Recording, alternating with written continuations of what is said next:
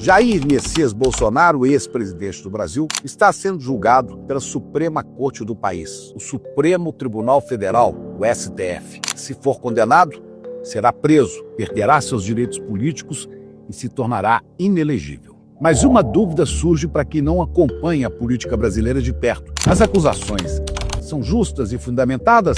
Ou será que Bolsonaro é vítima de perseguição? Vamos ver. Neste vídeo a gente vai apresentar a cronologia dos fatos que levaram Bolsonaro ao banco dos réus, para que você possa entender com clareza como tudo aconteceu. Na denúncia apresentada pela Procuradoria-Geral da República, Bolsonaro é acusado de 5 crimes: liderar a organização criminosa armada, tentar abolir violentamente o Estado Democrático de Direito, dar um golpe de Estado, provocar dano qualificado contra o patrimônio da União e deteriorar o patrimônio tombado. Segundo a Procuradoria-Geral da República, a escalada golpista teve início logo depois que o presidente Lula recuperou seus direitos políticos e começou a liderar as pesquisas eleitorais. Essa história começa em março de 2021, quando um órgão do governo, Jair Bolsonaro, a Agência Brasileira de Inteligência, a ABIN, a mando do presidente, iniciou uma campanha sistemática para fazer desacreditar as urnas eletrônicas. Entre maio e agosto de 21, Jair Bolsonaro, na presidência, fez mais de 100 ataques ao Tribunal Superior Eleitoral e às urnas eletrônicas, sem apresentar nenhuma prova. Ninguém aceita mais esse voto que está aí?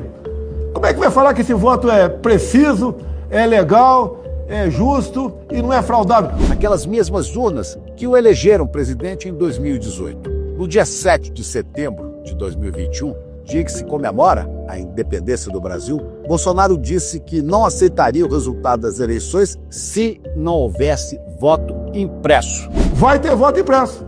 Porque se não tiver voto impresso, senão que não vai ter eleição. Em julho de 2022, numa reunião ministerial gravada, Bolsonaro voltou a falar em golpe e desobediência judicial. Eu vou ter que tomar providência. Eu tenho certeza que não vou ficar sozinho nessa guerra aí. Que está em jogo. É todo mundo aqui, é eu, minha família. Dias depois, reuniu embaixadores estrangeiros e repetiu acusações contra as urnas eletrônicas sem comprovação. No dia 7 de setembro de 22, novamente na data da independência do Brasil, Bolsonaro outra vez ameaçou a democracia e exaltou o golpe dos militares de 1964. Esse tipo de gente tem principado na vida pública. Em 2 de outubro, Luiz Inácio Lula da Silva venceu o primeiro turno das eleições, mas Bolsonaro foi com ele para o segundo turno. E nesse segundo turno, que foi no dia 30 de outubro, nós vimos a Polícia Rodoviária Federal fazer ações de fiscalização nas rodovias do Nordeste do país para impedir ou dificultar ao máximo o trânsito dos eleitores de Lula, principalmente em cidades e sessões eleitorais onde Lula teria votos em maioria. Mesmo assim, Luiz Inácio Lula da Silva venceu. Só que poucas horas depois, grupos de caminhoneiros, aliados de Bolsonaro, bloquearam rodovias para provocar o caos e viabilizar um possível golpe militar. Na mesma noite, manifestantes que já estavam acampados em quartéis exigiam a prisão de ministros do Supremo Tribunal Federal e pediam intervenção militar. Bolsonaro se recusava a reconhecer a vitória de Lula e estimulava os bloqueios nas estradas, os acampamentos e a disseminação de fake news sobre as eleições. Em 9 de novembro, o general do Exército Mário Fernandes escreveu um plano. O plano se chamava Punhal Verde Amarelo.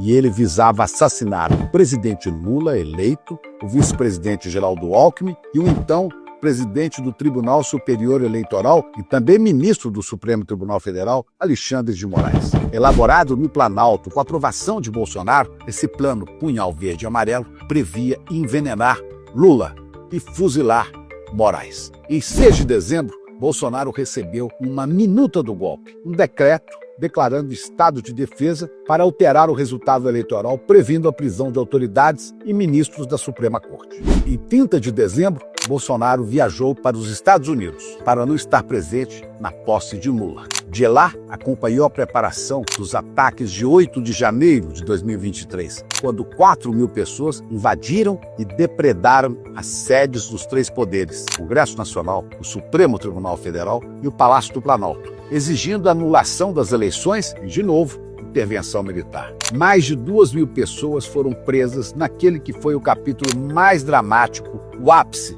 da trama golpista. A verdade é que Bolsonaro e aliados tentaram de todas as formas dar um golpe de Estado e impedir que Lula, eleito legitimamente presidente, assumisse o poder. Documentos e provas apresentados neste vídeo foram obtidos depois de 17 meses de investigação da Polícia Federal e do Ministério Público. A maioria das provas, inclusive, foi produzida pelos próprios réus, muitos aliados e assessores de Bolsonaro. A denúncia da Procuradoria-Geral da República foi aceita por unanimidade pelos ministros do STF. Todos os acusados foram ouvidos e tiveram amplo direito de defesa. Como se constata, o que está acontecendo agora com Jair Bolsonaro não é um caso de perseguição, é um caso de justiça. São as instituições do Estado funcionando para proteger e salvar a democracia brasileira. É a democracia brasileira mostrando para o mundo que, apesar de jovem, é forte, é capaz de resistir.